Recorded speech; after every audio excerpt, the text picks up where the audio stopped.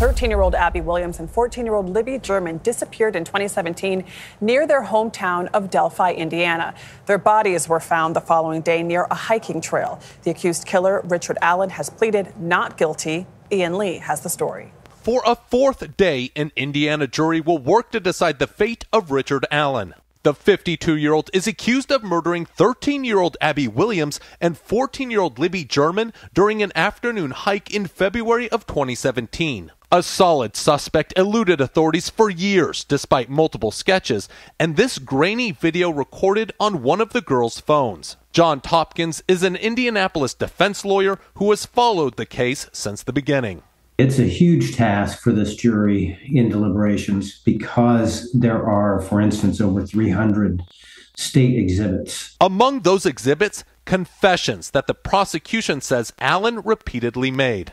Their main message was that Mr. Allen confessed and included facts that would only have been known to someone at the scene in some of those confessions.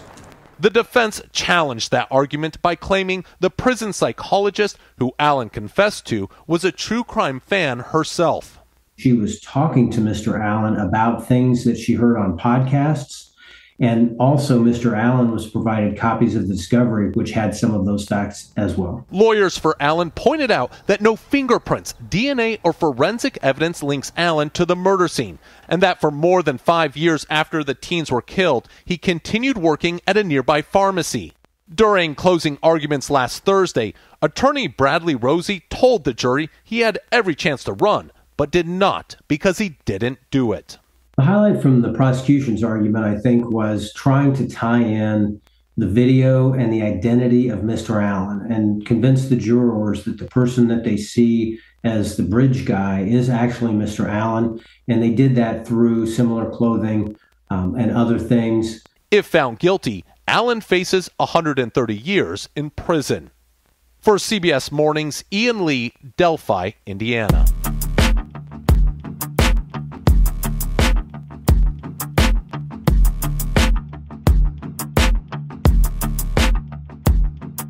The best that they can do in this case is to shrink it down to one person.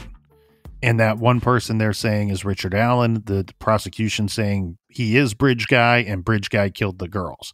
Which, going back to what I was saying about we've had all this time to look at this case, and then we've had all this lead up and build up to the trial, and now we've had several weeks of trial. And I know and I understand that murder's not supposed to make sense to us regular people.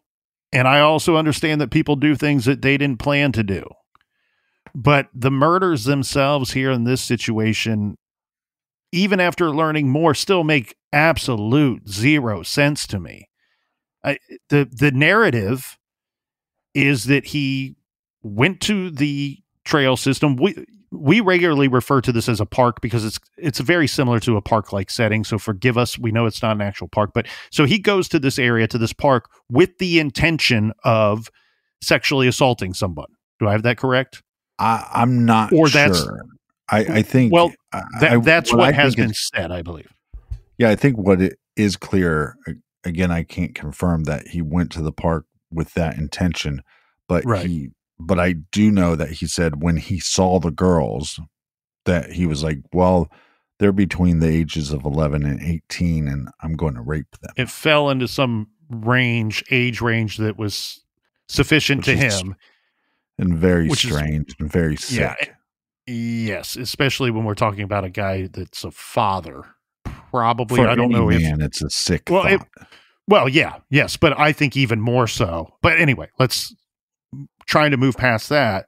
But then as the narrative continues, it's that during the commission and operation of that, he's interrupted or startled by a white van and then decides to murder the girls and then goes back to his car, drives home and was just going to live out his normal life after that. Yeah. I don't understand why, if it is Richard Allen, if it's somebody else, whatever. I don't understand how that has to become murder. Couldn't you just flee? Like, I don't understand. Like, again, I think one of the problems is he has mental issues, and Again, I don't know if he was on medication or not, but I know that some of the medications that people are on, some of the medications they advise you not to drink on because you can go into states of psychosis or psychosis. And to be clear here, neither the captain and I are doctors, nor have we ever been confused for one. But from well, I have, but just because I played on, I was in the original cast of ER for a while, but and just to be clear too, you probably shouldn't drink on any medication at all. Not just certain medications, but I mean, whoever did this took a box cutter or a sharp instrument and sliced their throats. Yeah, well, I mean, that's pretty. That's pretty brutal. That's pretty brutal to just be like, well, I was startled in the commission of this other crime, and then I did this as a result. Well, I think I think this is what it's going to come down to. We know the who, Richard Allen. We know the where. We know the when. We know the how.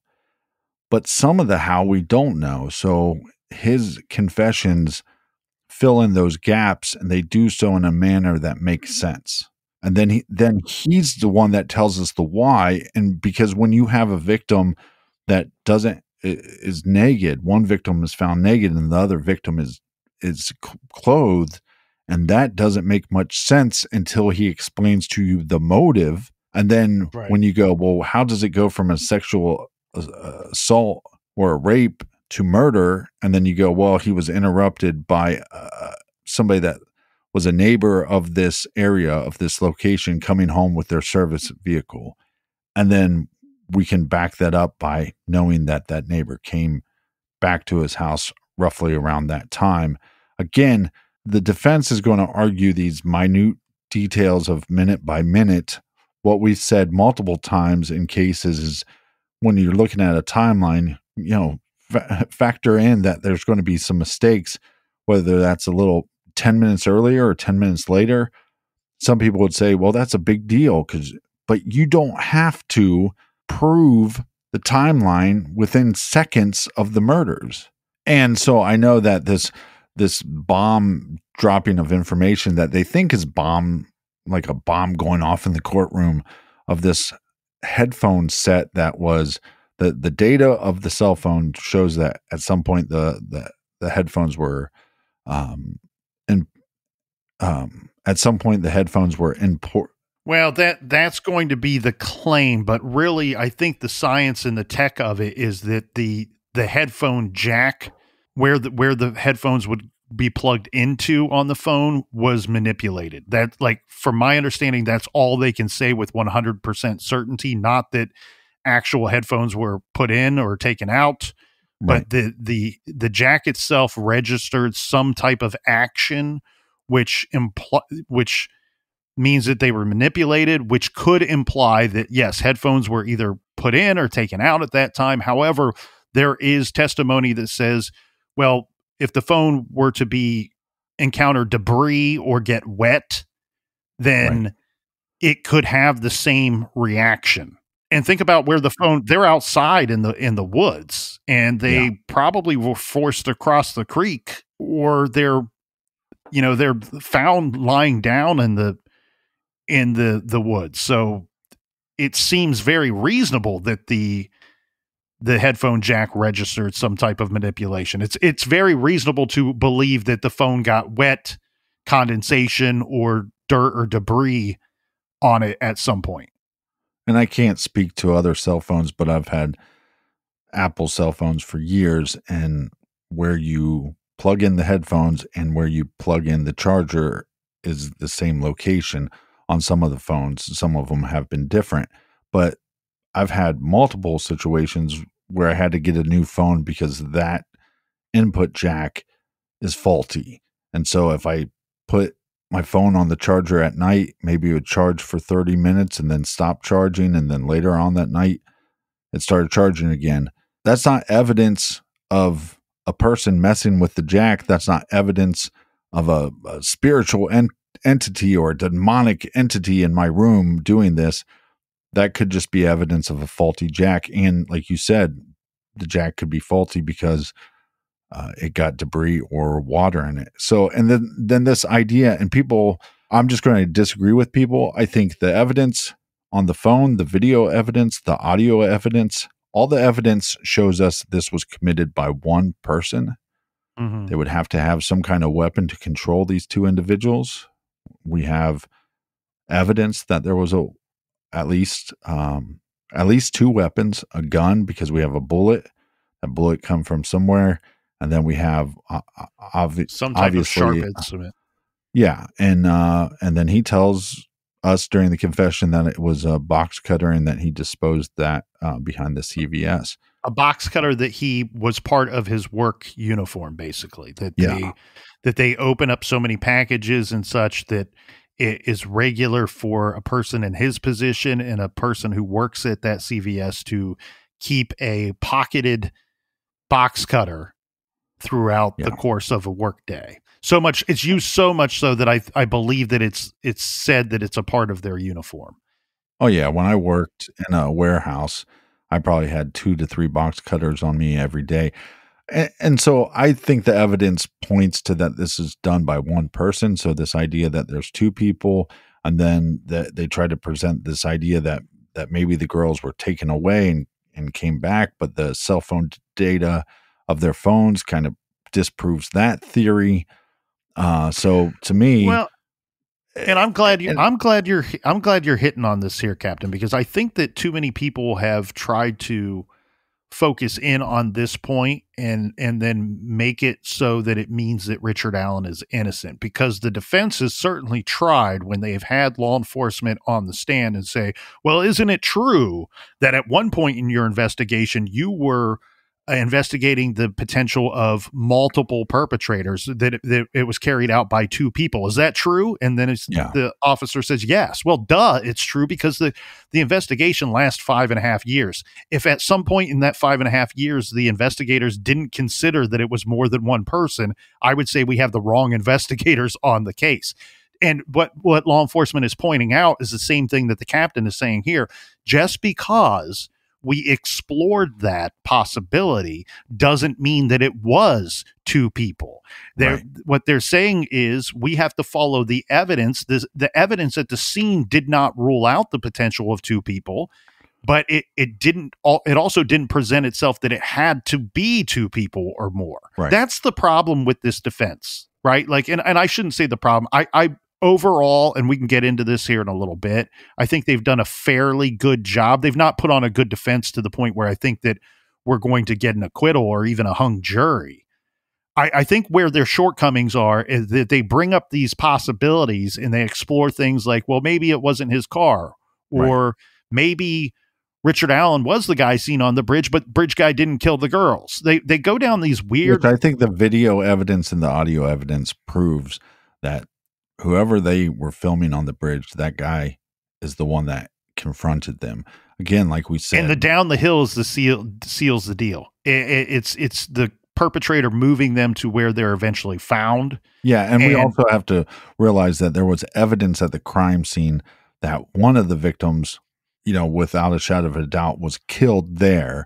And yes, her body was moved a little bit, but the blood evidence would show that she was killed and died at that scene. So that, again, other evidence that they weren't taken away.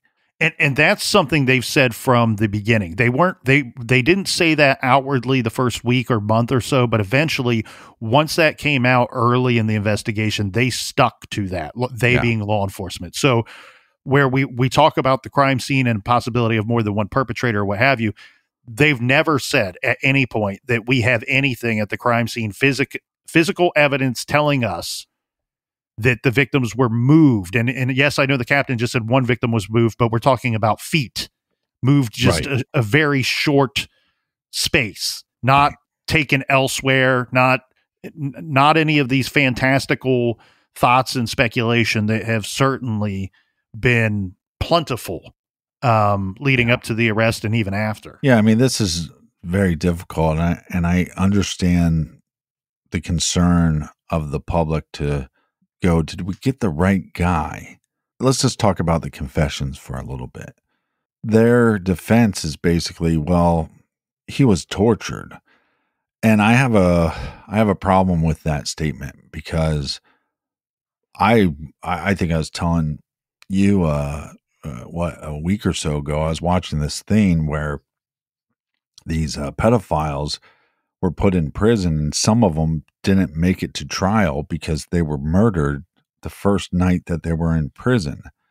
So when you have victims that are just kids, you go, well, they tortured him by putting him in solitary confinement. Well, did they torture him or did they protect him?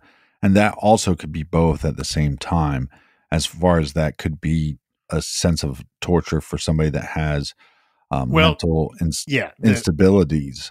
An expert for the defense says that any form of solitary confinement on a long enough timeline is a form of torture. However, he's not saying specifically to Richard Allen's situation. Right. He's saying for anyone, anywhere.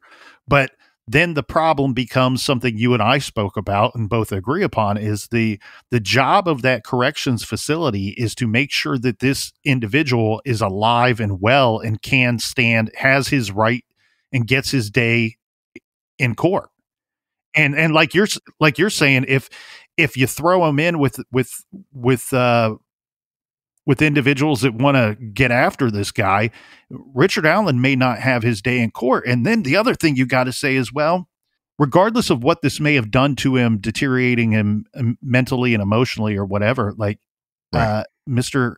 Allen, would you like to be in with the rest of these guys, or would you like to be kept by yourself? I would think that if he's in his right state of mind, he's going to say, at least, maybe not 10 for 10, but 9 out of 10, put me by myself, please. Right. Yeah. And so we get this conundrum where we go, well, he confessed to the crime and he confessed to it multiple times.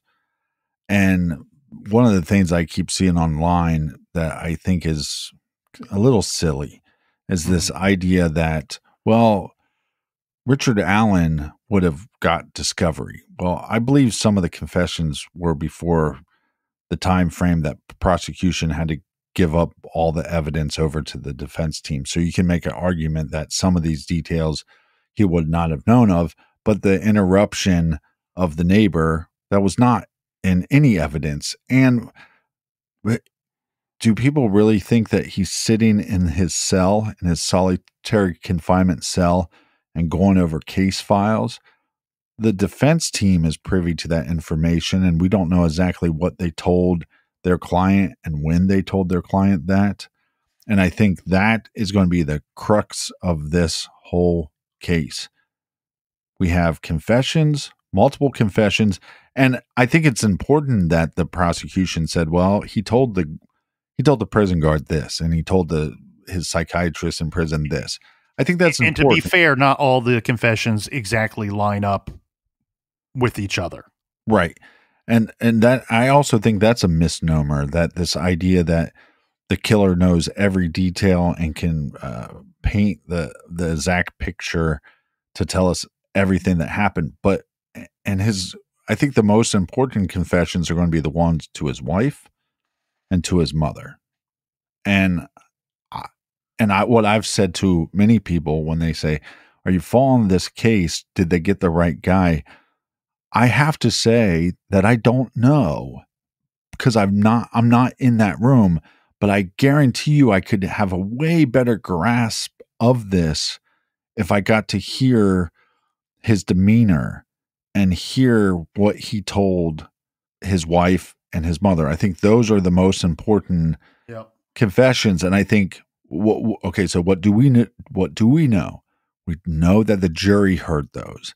And so I think if they come back and they convict him, it's going to be as simple as they heard those convictions and they believed him. They believe his confessions. They believe that he was the man seen in the video on the bridge, and then the bullet evidence as well. And the thing here is, with these confessions, I really think of this defense as a bit of a wet fart. Okay. and hear me out. Here's why, right? Like, unfortunately, maybe we'll get some kind of Tums or Imodium AD, some kind of sponsor out of this, but I think that any person of a certain age can say that they've experienced a wet fart at some point in their lifetime. Yeah. Now, unfortunately, nobody wants to have a wet fart situation, but it does happen. And now sometimes when that happens, what happens well, two things happen immediately. You have juicy. You get a bit of relief if you're having some stomach pain, but then you have a whole nother problem on your hands, right? So the reason why I think this defense is a bit of a wet fart is that when they are questioning the things that make Richard Allen guilty, their client guilty, when they call that into question and they bring testimony from other individuals that might cast some doubt on it, they're taking the jury down a road. They never really fully get there, but they also don't go out of their way to explain why. And I think that's where they've messed up. Like with this whole car business of having a couple people on the stand that say the car that I saw doesn't match a Ford Focus, Richard Allen's car, or any Ford Focus for that matter. But they don't. Yes, they're casting doubt. That's obviously clear. But what they're not telling the jury is they need to take it a step further and go, look, we're not trying to say that our client wasn't at the trails. We're trying to say that he wasn't there long enough to carry this out. And that's where I think that they're kind of dropping the ball. They do that with some of the, he's terrified of conflict. Therefore, he's not capable of creating his own conflict by assaulting or raping or killing some people. But they don't go and take that extra step to explain that very well to the jury. Now, here's where I do think that they've done their job. The defense, in my opinion, at the end of the day, their number one, guilty, innocent, or otherwise, their number one job is to have their client's best interest at all times, to be working in the best interest of their client at all times. Right. Where I do think that they may have, and this would be some very behind the scenes stuff here, and there'll never be any way of proving it. Maybe if one of them writes a book that we'll know if this is true or not. Maybe I'm completely wrong. I'm regularly wrong, people. Regularly wrong. That book. But where I think, because I've had so many people go, Nick, he told 40, 50, 60 different people that he did this. Why doesn't he just plead guilty and spare everybody the heartache? Yeah. And my initial reaction was, well, he doesn't want to embarrass his family. He doesn't want to admit it to his family. No, the captain's already pointed out some of these confessions are to two of the people he arguably loves the most, his wife and his mother. And so if he's already confessed to them, he has nobody left to save face with. But then I say, like Eddie Murphy and what was it in Coming to America? Aha, aha. I say the aha moment is the person that he's probably been instructed to save face with is his defense team. I hope. Well, I shouldn't say that I hope because I don't really care. But I believe that they told Richard Allen, stop confessing. One, it's bad for your trial. And two, don't plead guilty because guess what? If you do end up being in prison for this for the rest of your days, now everybody in that building who may want to harm you, they know for sure that you did it. At least leave some doubt on the table so maybe somebody doesn't stick a shiv in you at any point.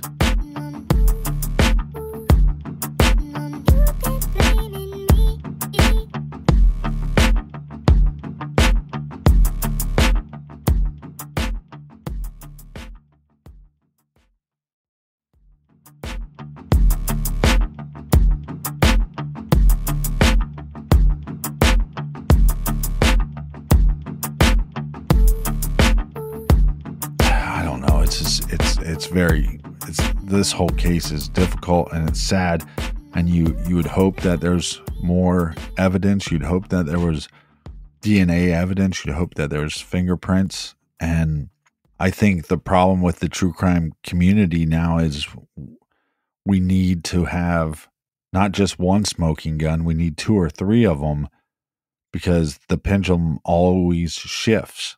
Richard Allen was arrested and everybody's like, this guy's a bag of salty dicks. And now they're going, well, he was tortured in prison. No, he wasn't tortured. He was protected from individuals. Put aside for safekeeping. And like I was telling you, I watched that special on what happens to pedophiles in prison, and there's this one pedophile that they've decided not to kill. The whole prison decided, we're not going to kill the guy, but they have stabbed him in the eyes with pencils, and and the amount of times that he's had to go back to trial for like appeals or for whatever reason, he's gone into prison where he has scars on his neck and his head, and they just decided, we're not going to kill the guy, we're going to just keep torturing him.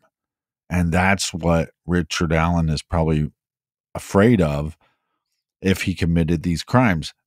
Now, here's the tough thing. And look, if I'm stating this wrong based off the video I saw, then I apologize. But like it's going on your permanent record. Yeah. I'm keeping track of these things. Well, I've been wrong more than you have. So carry on. This Pat Brown, this FBI profiler, I think she has some interesting points, but I think she believes that the prosecution didn't prove their point enough. Again, she's not in that courtroom, so I don't think she would be surprised if he is acquitted. Well, and I respect Pat Brown's opinion, and I'm thankful that you're presenting it here. But what I was saying earlier is their presentation lacking? Yes. Does it leave something to be desired? Yes, it does. Yeah. However, I think that they are going and presenting this the best that they can based off of the physical evidence that they have. Yeah. That's my kind of rebuttal to Miss Brown's opinion. Yeah, and I think the thing, again, is it's going to come down to those confessions that they heard, not the hearsay confessions, right? Because you got to take all those with a pinch of salt. But I do believe that, you know, if these confessions, just the confessions happening, I do believe is true. I don't know, were these people able to get to a notepad and write down every detail? And then the signed confession, that looks like a kindergarten artwork mess. But we have tape confessions to his wife, multiple tape confessions to his wife and his mother. And I think it's going to come down to that. Do they believe what he's saying on those? And if they do, they're going to convict him. And if they don't, then he's going to walk. And then that opens up a whole other can of worms, and it opens up a lot of wounds and throws alcohol in all those wounds. One thing too, down the hill, that's a lot of people, when they went to this trial, the ones that were able to get in, they were seeing Richard Allen in person for the very first time. Right. What everybody really wanted was that, you get that tingle in your earballs. You want to hear his voice. Does it match? Does it sound like Bridge Guy's voice in that now infamous audio? And the general takeaway that I've heard time and time again is they played 2 sessions of videotaped questioning of Richard Allen by law enforcement, by detectives. And most people thought that there was a considerable difference in audio quality between the 2. But the one that seemed to be of the highest and best audio quality, he sounds like Bridge Guy on that version, on that tape of the questions, especially when he becomes angry and confrontational with the detective asking the questions.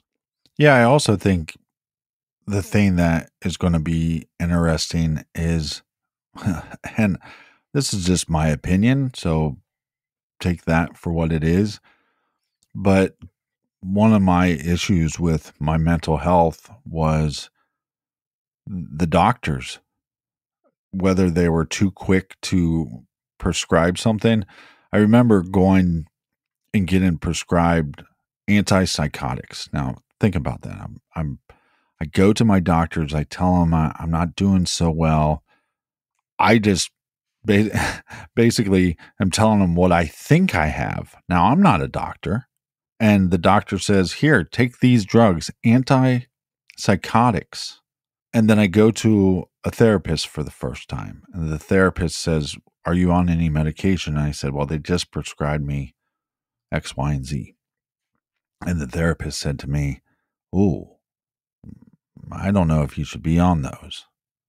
But it's tricky getting on and off medication. So these doctors that say Richard Allen is clearly not faking it and he clearly had a mental break. Well, faking a mental break and having a mental break can look very similar. Mm-hmm. And then there's also, if you killed 2 children and didn't have a mental break, then you're a whole different kind of monster. Yeah. And again, are you faking a mental break or are you leaning into it?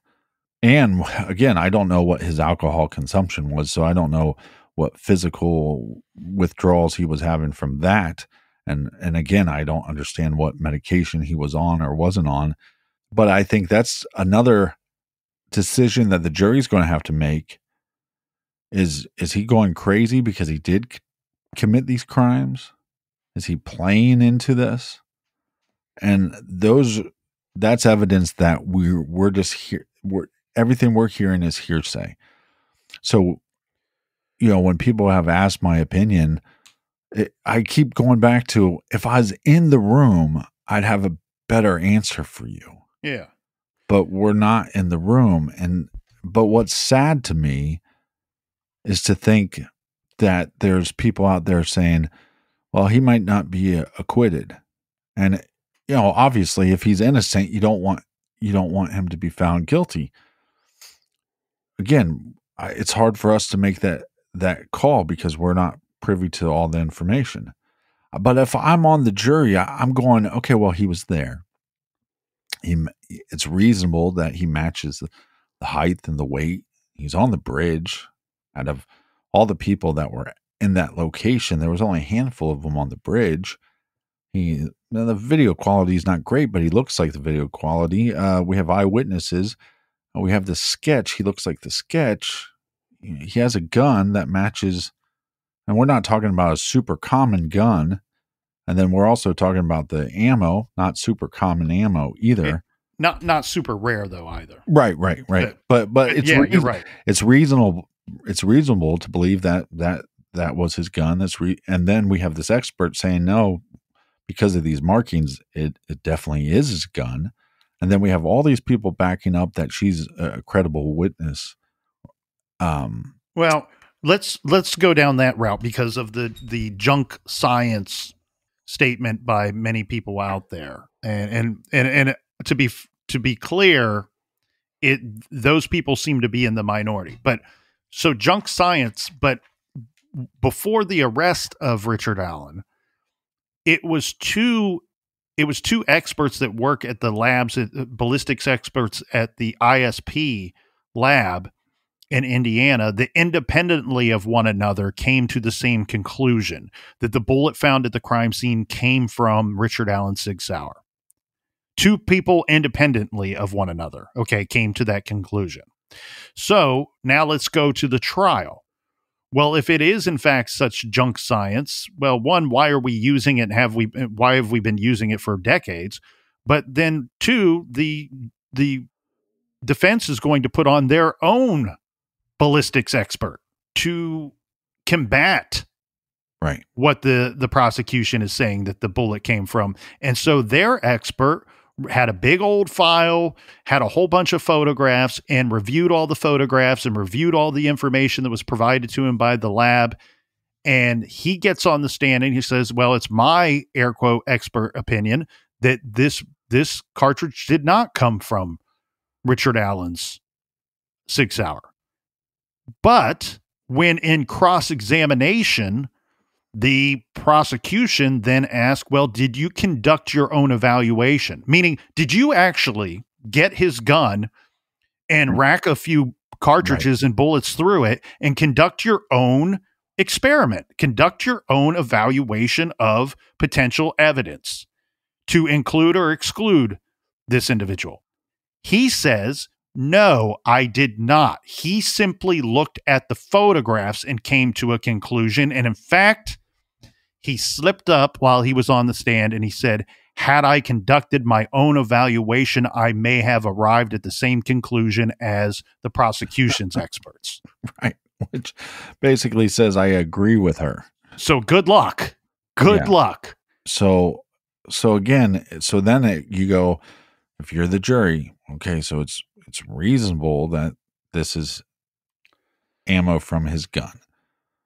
So, and then he tells you what the motive is, and that makes sense with what we see at the crime scene. So that makes sense in the time period in which he was there. And then again, he's also telling us the why. Because they were between this age and this age. Oh, I was going to assault them. Yeah. And then I didn't because this individual came home. And then they go, did that individual come home at that time? Yes, he did. And now the people that go, well, he was privy to discovery. That was not in discovery. That was, nobody could have known that but the person that was there, unless Richard Allen had a relationship with this person and knew their work schedule or was stalking this individual. He would have no way of knowing what this person's typical work schedule was, or that the fact that he had a service van, because that, I believe that's part of his job. So we put him at the crime location, but we can also put him at the crime scene because the crime scene starts at the top of the bridge. So there's all these scenes. And then you have to go, is it reasonable to believe that he's telling us the truth during some of the confessions? Sure. Is it reasonable to believe that he's lying in some of the confessions? Is it reasonable to believe that he doesn't know some of the information and that's why it's wrong? And some of these, and this happens in all these cases, and I understand why the prosecution did it, but some of these, quote unquote confessions where they're searching his house and he says that there's no point because this is all over. Well, look, if he was innocent, he could think that his life was over because he's being accused of a double homicide of children. So I don't put a lot of weight into those because I don't believe those are confessions. And like we were talking about before, we don't know all the details. We don't have a line by line description of the confessions when he said stuff like, well, I killed my whole family. Well, maybe that's just that his family's dead to him because he committed these crimes, or because he's going to be locked up in prison if he committed these crimes. And I sound like a broken record, but I think it's just going to come back to, they heard the words from the man. And I hate when people go, well, these conditions can make somebody think that they did it. And that's why he keeps on saying, well, I think I did.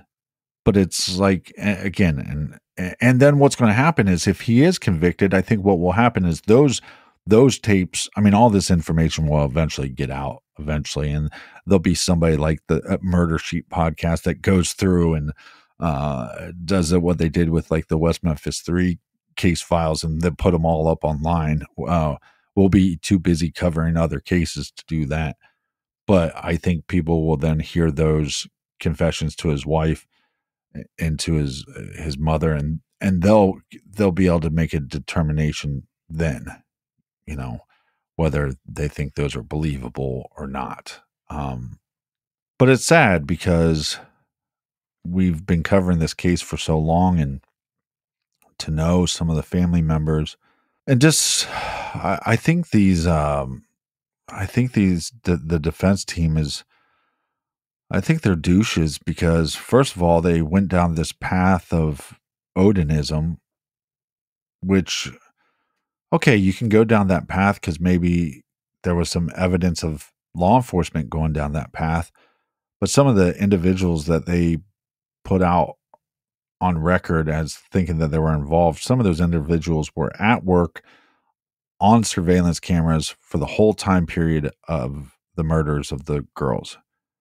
And the fact that they never got off that, they still were trying to bring that into some kind of argument into this trial, even though they were denied it before. And then they were after it was already determined that they could not present that at trial. And then you have some people, the the Richard Allen truthers or whatever they want to call themselves that are saying, well, it's not quite fair that they're not able to present the Odinism. Bullshit. This was conducted over a 3 or 4 day hearing that took place in the summer. This was something that they went to court and had court proceedings for and had an opportunity to present their case. And guess what? It didn't hold any water. That ship sunk right away. And fortunately, and I'm very happy about this. Look, our system is not perfect. Nobody here is arguing that. Right. But I believe, and I'm just one person, and as I've pointed out twice already in this episode, I've been wrong before. But I believe that the system is quite good, and it is aimed at finding the true guilty person. And thankfully, you cannot just walk into a courtroom and present a third-party defense where you just go, oh, you know what, Nick Edwards, we think what about him? He could have done it. Oh, the captain, what about him? He could have done it. What about their friends from Generation Y? They could have done it. You can't just legally walk in there and just start throwing names around the room. You have to have some evidence, just like they did when they had evidence that led to the arrest and the eventual charges against Richard Allen. Wouldn't we all be throwing tomatoes if Indiana State Police came out before an arrest was made and held a presser that says, well, what about this guy? What about that guy? What about this guy? What about that guy? What about this guy? You can't do that. Yeah. And you especially can't do it in a courtroom. And that, like the captain's pointing out, and he did it much more eloquently than I am, there was nothing against these people. And look, I do not fault the defense for trying. That's certainly their job, but it didn't work. And so nobody can say and be right that they never had an opportunity to present this third party defense or the Odinism idea, because they did. They absolutely did in a court of law. Yeah. And I think, again, it goes back to what I was saying before. We got to when, where, who, how, and why. And so when you go, well, we think you got the who wrong. Okay, well, the people that we think did it, you got to put them at that location. And once you can't put them at that location, you have to move on from that idea. If they're not at the location, they can't commit the murders. And I've looked up some of these individuals that they had in their court filings, and they're some weirdos, no doubt about it. They're into I'm sure they think that two guys that do a true crime podcast out of their garage are fairly weird as well. What does the morbid girls call their listener? Hey, weirdos. That's why it's so easy for us to identify weirdos. We know what to look for. You gotta like those morbid ladies. I like the fact that they call everybody weirdos, because hey, we're all a little weird for maybe, and some of us in a good way. Yeah, I might be weird in a bad way, but so that's what it all comes down to, and it sucks because, like I said, we've gotten to know the families, and we gotten to know a lot of people. That's great English, right? Gotten to know. That's my Ohioan. I'm an Ohio boy coming out, but it's sad that we're not going into closing arguments where I feel like they definitively prove their point and that we're going to walk away with a conviction.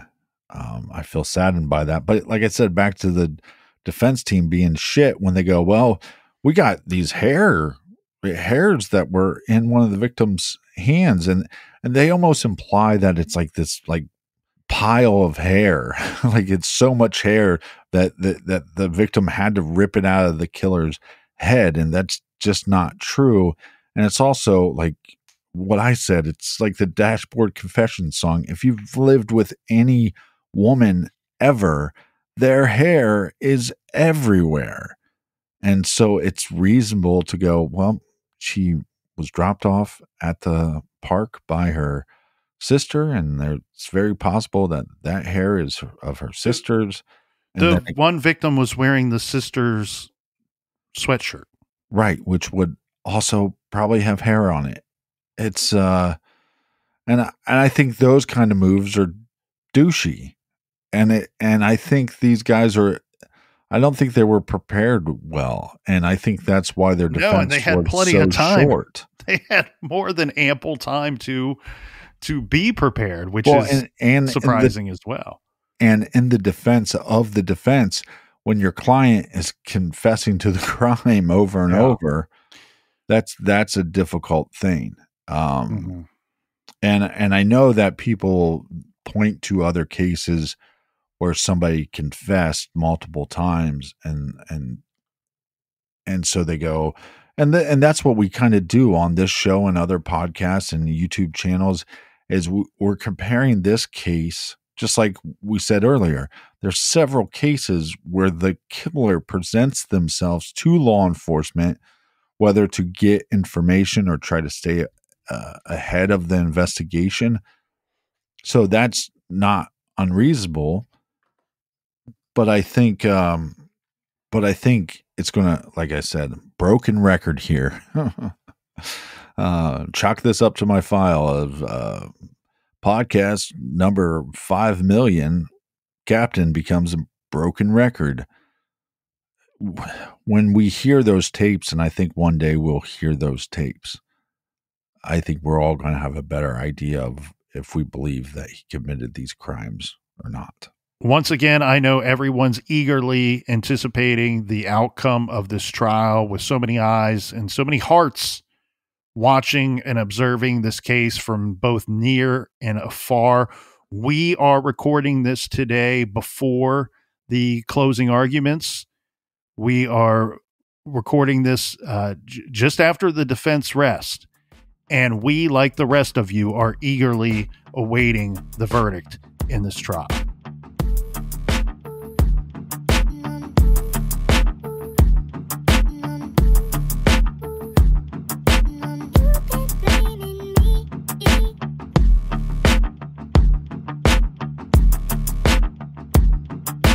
I want to thank everybody for joining us here in the garage. Thanks for telling your mother. Thanks for telling your brother. And if you need more True Crime Garage for your earballs, and you know you do, you can sign up for our bonus content on Patreon or Apple Podcasts subscription. Colonel, do we have any recommended reading for the beautiful listeners? We do, absolutely, here, Captain. But just to expand on something the Captain was talking about, Off the Record has been gangbusters lately. It always is, but it's been gangbusters lately. We've featured some really great guests and some really interesting stories and true crime stories recently. So make sure you check that out. Again, it's Apple subscription, and Patreon is where you can find our other show, Off the Record. This week's recommended reading, this will be the last and final batch of autographed books, the Delphi Murders, The Quest to Find the Man on the Bridge by yours truly. That's available on our store page at truecrimegarage.com. I know we talked a lot about the trial today and what the verdict may be, but this will take you through everything that you need to know leading up to the trial and shortly after the arrest of Richard Allen, and really the investigation and looking for Bridge Guy and who the suspect truly was. Also, you'll learn a little bit about the Captain and myself in the book in True Crime Garage as well. So go to our store page. That's available along with wonderful shirts and other swag from your garage friends here. And it's also listed on our recommended page with many other wonderful recommendations. And until next week, be good, be kind, and don't litter.